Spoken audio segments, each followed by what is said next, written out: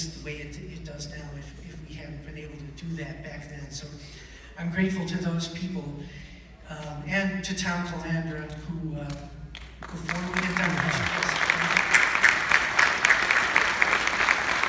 had done much of anything, Tom invited us over to his studio and said, you know, use the studio, record something. We recorded some of my songs, we put out a 45 and then an album.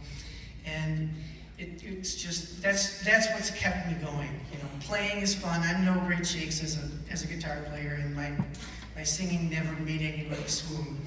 But writing songs is a great thing, and it's a pleasure, and it's a real pleasure when people appreciate it, when people ask to cover. I got a recent query from a guy in Baltimore who heard one of my songs 25 years ago, kind of remembered 80% of it, and he wanted to record it, and would I send him an MP3? And I did, and he sent me back his version of it, and it was great to hear, you know, someone else's take on something that I'd done.